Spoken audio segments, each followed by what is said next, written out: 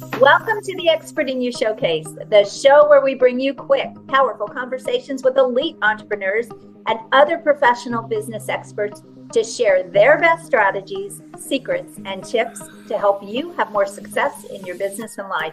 I'm your host, Carden, and this show is brought to you by Expert in You, where we empower professional entrepreneurs, business owners, and experts to become influential figures and celebrities in their markets and add 6 to 7 figures with more ease. Discover a game-changing secret that attracts leads, qualifies them effortlessly, warms them up for your offer, and hands them over ready to say yes. We want to make closing deals for you a breeze. It's time to stop chasing clients and consistently fill your calendar with highly qualified conversations and sales opportunities every month. Increase your influence, impact, and accelerate your income and strategies that work. Book your business accelerator call with me now at acarden.com and let's map out your next step. I'm your host, Carden, and today I am really excited for my guest. I have with me Barbara Boyd, and she is a book coach, and she helps people write nonfiction and memoirs, and she has also done ghostwriting. She has helped write and collaborated with over 200 books. She's been in the space for years, and she has even authored over a dozen books for Dummies and Complete Idiot Guides and Teach Yourself Visually, those series. So I'm really excited to have this conversation with her. So Barbara, welcome to the show. Thank you, Anne. It's great to be here. Yes, and she is in Italy. And it's in the evening there for her. So I appreciate her getting on here with me. So Barbara, how long have you actually been coaching people on writing books? Officially, I think about 10 years, but if I look back over my career, it's a role that I've done in an undefined sort of way. A lot of the work collaborations that I've done have been where I brought in editorial expertise and the other person has been the subject matter expert. And so that's been sort of coaching them through what it's like to publish a book. And how did you originally get into this? Was that your college education? What happened there that got you into this? I will try and give you the quick version of this. The 30-second condensed. Yeah. Right, exactly. So I sort of fell into it. I was working in high tech.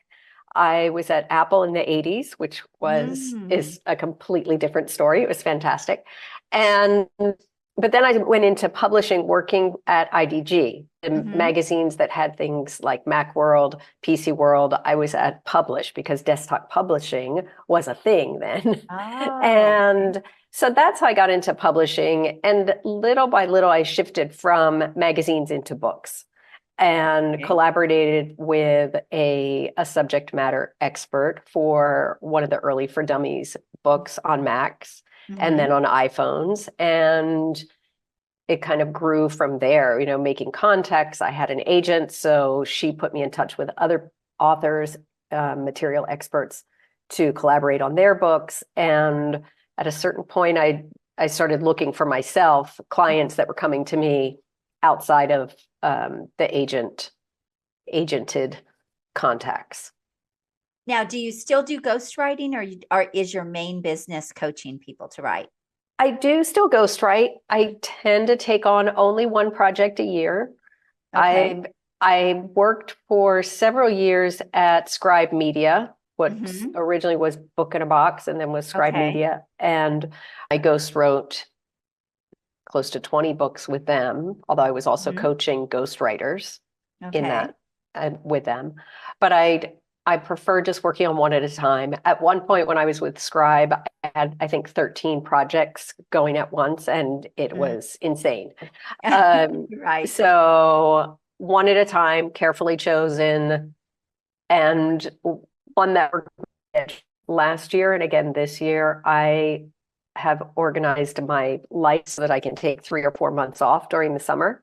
And so the ghostwriting projects need to sort of dovetail with that plan. So who makes the best client for you, Barbara? Someone who is willing to kind of put themselves in discussion. That I have a very tough love approach. I've worked with people who are the top of the top in their fields, and yet I'm not one to be starstruck. I mean, if I feel like something's not right, I'm going to say it. Right. You know, being critical is not very good in personal relationships. It's great for a book coach. So the client who is willing to say, "Oh, I hate hearing that, but you're right." Or, "I understand what you're saying, and this is what I meant to say." So someone who's willing to collaborate and listen to other opinions and then come to the best solution for the reader. Because my goal is not, of course, I want the author to be happy. I want the book to be well done, but I always have the reader in mind. Right. And so I'm sort of a proxy for the reader when I'm asking those questions. No, that's great. So a lot of the people that you work with, are they executives that are wanting to write a book? Are they entrepreneurs? Like, who are they in a particular industry or niche? Who are they? Mostly entrepreneurs more than executives. I've also had recently women who work in sort of like parenting, pregnancy, child birthing, so that a whole field that I would not have expected to be in, but so they are often therapists or gynecologists or fitness experts, you know, so, but that sort of, we could put it under the category of women's health, which was not something I sought. It's just sort of happened. Right. Are they writing those books because they want that credibility and that authority in their market, like to build their business and kind of step up their game? Is that their purpose for writing, or what do you see when people come to you? So it depends on the age of the person, I think, and how long they've been in it. So several of them are in it because they want to build credibility, expand their audience, get into a position of getting on the speaker circuit, or maybe building some kind of course, or, you know, just upping their game. Others are in some ways at the tail end of their career and want to leave a legacy. And so that's where the memoirs and really come in. Memoirs, but also very practical books. It is like a way to leave your knowledge behind or pass it on to people who are coming up to continue that work. That's great. So what is the time frame typically that it takes for you to coach someone to get their book from start to finish, from really the idea out of their head, which I know that you do that, you help them kind of figure that out. But what is the time frame, start to finish, for somebody to do a book and your coaching? I would say between 10 and 12 months. Okay. So I like to say that because people have sometimes unrealistic expectations about the timing. Every time I thought my book was going to be faster than it was. It always took a lot more time than I ever planned it taking. It does. Yeah. And so much of that depends on how much time people can put into it. They think it's going to take less time than it does. And it's also like, this is my business. So I'm setting aside the time that I need on my side for clients. But it's not something just add to everything that you're already doing. Like if you're to write a book, and it's like, okay, what are you going to give up to have the time to do that? Because in many ways, it can kind of be like having a job. And, you know, so that, you know, I talk to people a lot about like, how much time can you dedicate? And that's what can predicate how long it will take to do the work. Because I have a lot of people who like to work on a book proposal and pitch traditional agents and publishers. And so there, we can usually get a solid book proposal put together between 4 and 6 months. But that very much depends on them doing the work, doing the thinking about it, the writing. I do a lot of editing on book proposals, but a book proposal can be a 70 to 80 page document. You have sample chapters, you've got an annotated table of contents, a marketing plan, it's a complex, it's a business plan for your book, essentially, Right. convincing somebody to invest in your book. And it takes time. Right. What kind of an investment should someone expect if they're wanting to write a book and work with a book coach?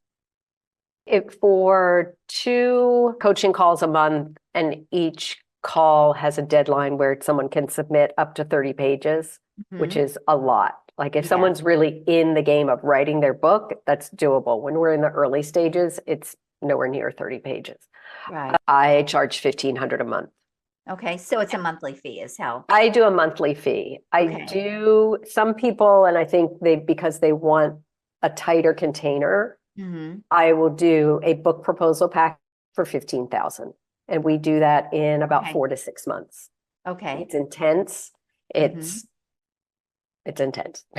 Writing, putting that all together. And that includes on my end, preparing a pitch program, which is researching agents and independent publishers and guiding them also through the pitch process once the book proposal is prepared.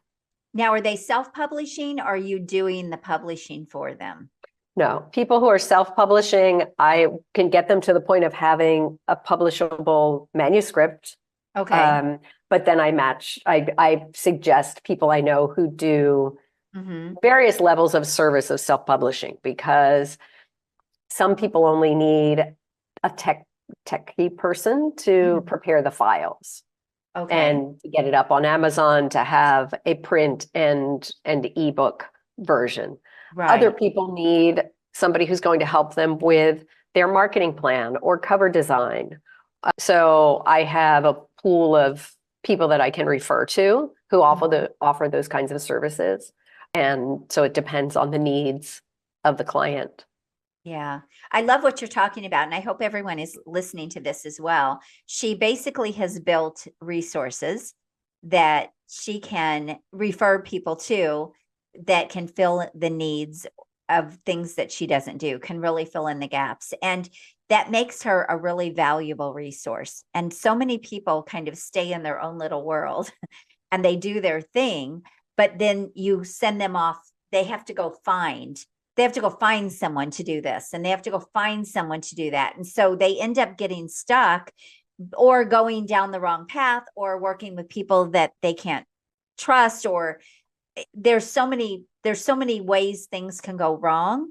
And so I really want to point this out, because one of the values of working with someone who is established and has been around for a very long time, because I also do this in my business, is we have built partnerships with people that we trust, we vetted, we have used, we know that they're going to deliver what they say they're going to deliver. And you don't have to go out there and try to find the people that can close those gaps for you or help you with all of those other pieces. That's a really important thing to know when you're looking to do something. There might be a lot of people out there that are doing something cheaper, but if you have to go now and get 10 more things done after you work with that person, that doesn't often end up being less expensive. First of all, less of an investment, but often it can be even more costly, because now you're trying to figure all those pieces out yourself and you're trying to vet people, and the chances of you getting great people right out of the gate is going to be very slim. I experienced that. You probably have too, Barbara. And sure. So that's why experience does matter. Someone who's been in their field and in their industry for a long time does matter. When you are looking for a book coach, you're looking for someone to help you do something like this that is going to impact your business and other people's lives and things like that. You want to make sure that you're really working with people who have a depth of experience, a depth of knowledge, that background. And people might say that doesn't matter. It absolutely does matter when you are seeking out help and support for what you're looking to do and you're making an investment. Do you agree with that, Barbara? I do. I mean, I certainly have colleagues who have been in the business for less time and who may charge less. And I know their work, and I'm confident recommending them. If someone says, I really can't afford your fees, then I can talk about what some of the other options might be. Although, I think as book coaching becomes more of a profession, I think we all need to raise the professionalism and have adequate fees that are adequate to experience, as you're talking about. Obviously, someone who just started yesterday isn't going to have the experience nor charge the prices that I do. Right. But I do think that especially in nonfiction, working with entrepreneurs, my clients are people who are used to hiring consultants and mentors and coaches and look for people with experience. They understand the value of that experience. Yes. So I do think there's probably someone for everyone, depending on the situation that they're in. But there's, as you're saying, experience does make a difference. The publishing industry in particular is constantly changing. Yes. And that's my industry. So I'm keeping my eye on that. I'm talking to agents, I'm talking to publishers, I'm talking to authors and other book coaches. What do you see going on? We're a very open community, and I bring that to my clients. I'm looking at trends in publishing. Recently I've noticed it's like, wow, there are a lot of books based on essays coming out in 2025. What does that say about our attention span? But I think that's true in any business. If you work in an industry, part of it, the thrill of it is knowing the other people in your industry and seeing where it's going. And if you're in a service business, then, how do you support your clients and bring your knowledge to them? Hi, friend. I have an exciting announcement.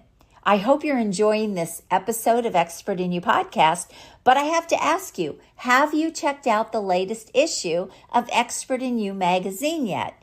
It's jam-packed with rich content, powerful strategies, inspiring stories, and so much more to help you elevate your business and personal growth.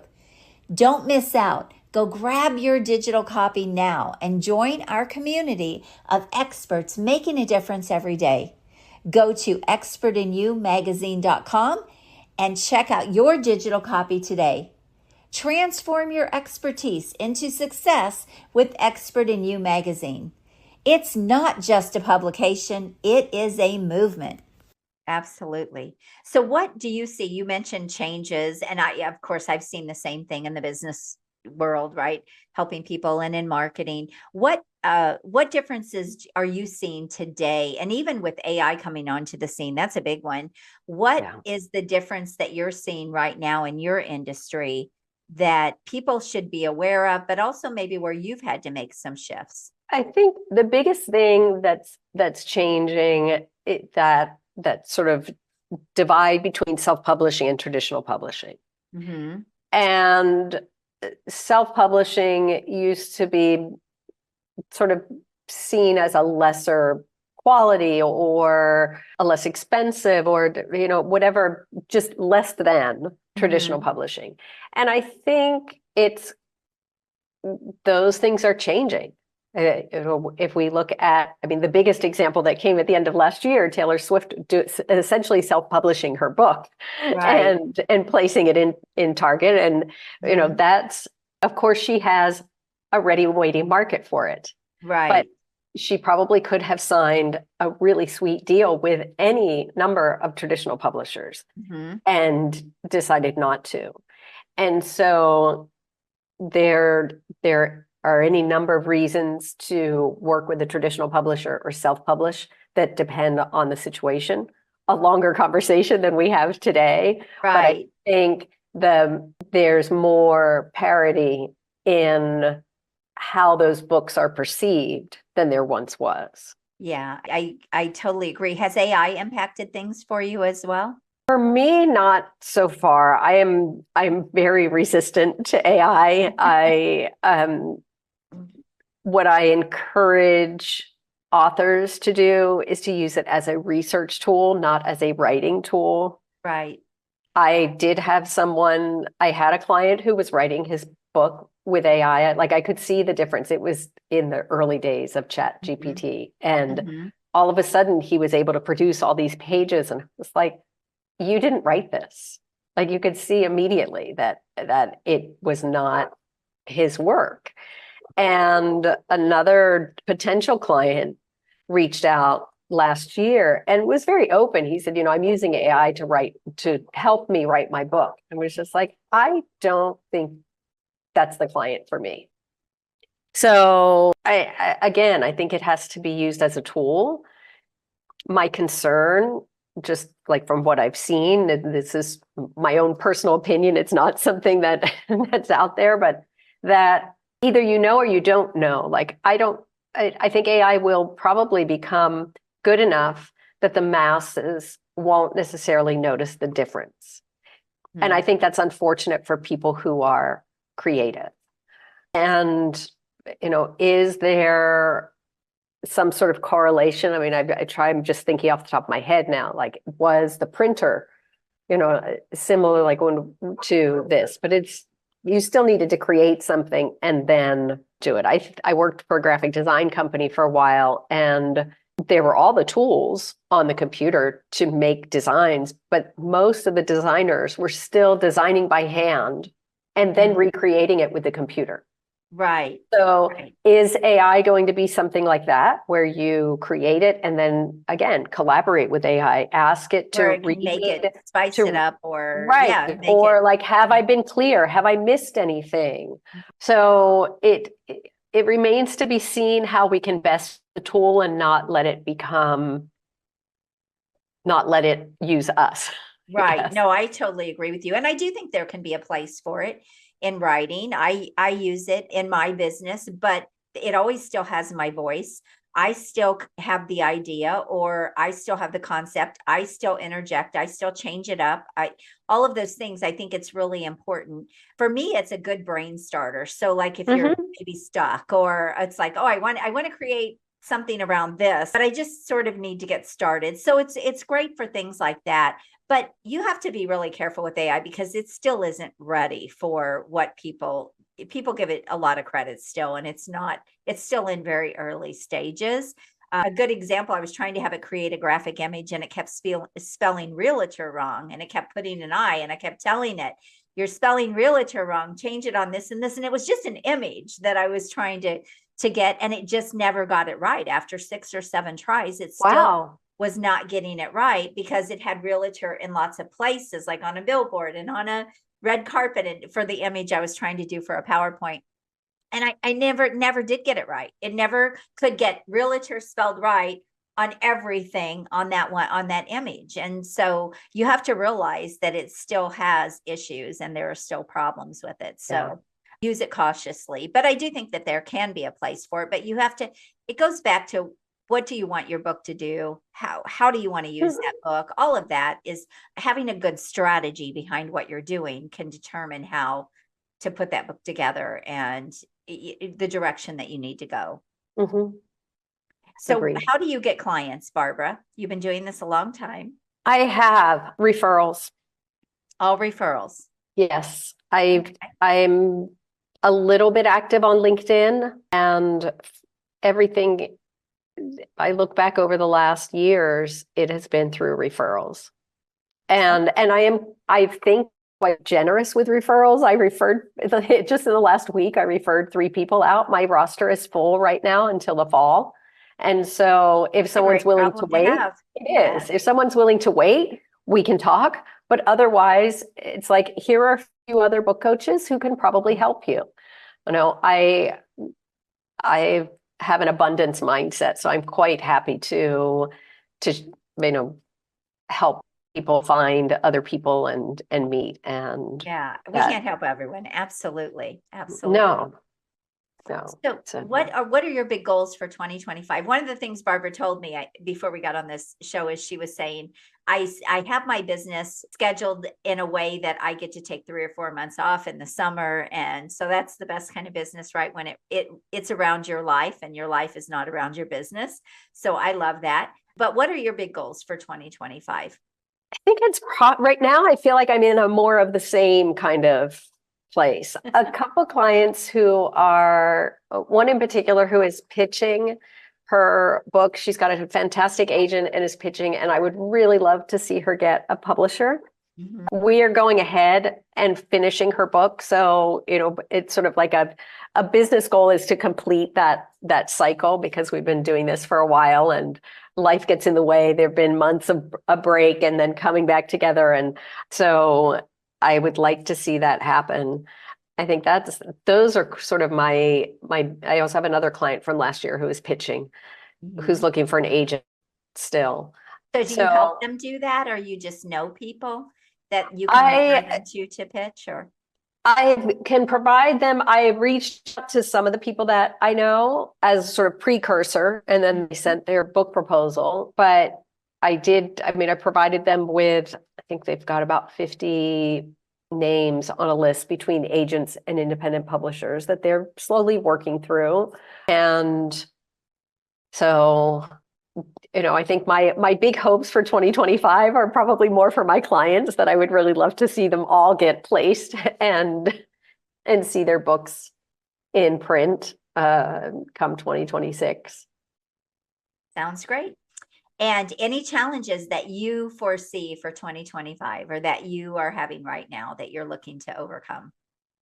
I think time management is sort of always a thing. Distractions, they, for me personally, I've eliminated, say, pretty much all except LinkedIn in terms of social media, because it's too much eye candy. Like my Instagram feed is all home and garden. It's like recipes, gardening photos, home decor, and it's just all too pretty to look at. And Yes. so that I think is the challenge of like, okay, how do I limit the distractions, be more thoughtful in how I spend my time and who I spend my time with. And Yeah. that's just sort of, I think, in general for most people I talk to. Yeah. I think that's an ongoing challenge too. Even as things shift in your business or in your life, you now have to, you kind of have to recalibrate things, right? So yes, because I certainly have gone through those periods in my business of, oh, I need to do this webinar and I need to do this course and I need to do that course. And at a certain point, it's like, okay, I think I've absorbed enough. Right. Like, stop. Exactly. Yeah. Just stop. Like, just don't even subscribe to those anymore. Just get them out of my inbox and just kind of do the work. And then when the next obstacle comes along, or I feel like I need to see what the next new, marketing, networking thing is, then I can dip back into it. But it's, and I think for anybody who's in business, it always feels like I could be doing this better. And so there's this constant sort of hunger and curiosity to look at those things. But at some point, it's like, okay, I kind of feel like I've heard this all, because this kind of sounds the same as what I listened to last week. And so I'm going to just step back and do the work and kind of let everything that I've listened to percolate and do the work. And I think that's part of the importance, I think, too, of also really knowing the direction you're going and having a goal, because it keeps you on course and you don't go down all the rabbit holes, because there can be a lot of distractions, but does it all make sense for you in your business? And so it takes time away. So you have to always think, is this a good use of my time? And in what way will I use this? And if the answer is yes, and you have a way that you would use that, then that makes sense. But if the answer is no, you're maybe just a learning junkie. There are a lot of those people out there, right? And there's not really going to be any way that's going, at least at this point, that they will be using that or needing that. Then it might be something to put on the back burner and not take action on. And I think that's something everyone has to really define in their business. But to me, that's the reason you have a good goal. You know where you're going, you know the direction, you know the path you're on. And when you identify a gap, I wish I was better in this area, or maybe now that I'm doing this, I feel like there's a gap here, then that's what you want to start seeking more either help or more education on, or so that can help people simplify things as well. The other thing that happens there for learning junkies is also looking at, oh, look what that person is doing. Maybe I should try that. And again, as you said, you need to know what your goal is and what your business is so that you can make discerning decisions. Yes. That works really well for that person, but I don't want to be the, $8 billion book coach or whatever. Right. Exactly. No, exactly. That's not me. Right. I'm really happy that that's working, but that's not me. Exactly. And so, I don't want to have evergreen courses. I'm not interested in, me personally, in building courses. I have lots of colleagues who do it and it's fantastic. That's not my business model. Exactly. And so being clear about that then also helps you choose and eliminate those distractions. Yes, absolutely. And to know that you can't serve everyone and there are reasons why you serve the people you do. So this has been a great conversation. One thing I did not ask you though, do you coach both group and private, or is it all private, all one-to-one? It's all one-to-one. I did run a memoir writing retreat, which was group coaching 2 years ago with 2 other book coaching. And it was successful, but we didn't repeat it last year because of just the business model with 3 coaches and costs and travel. I mean, we were having a hard time filling the slots at the rates that we would have needed to ask. I would do group coaching if someone else formed the group.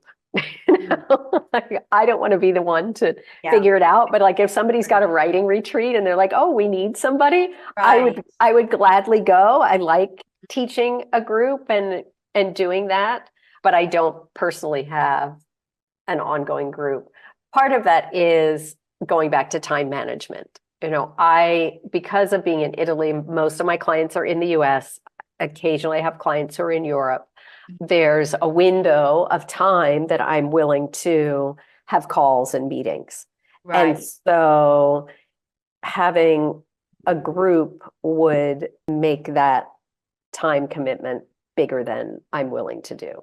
Yeah. And I think that's important to know too, the hours that you want to work and is it going to work with your business model, with all the time zones and all the different changes and things like that. So no, but I think it's important for people to know how you do work and how they can work with you. So this has been a great conversation. Final words or final thought that you want to leave with everyone with?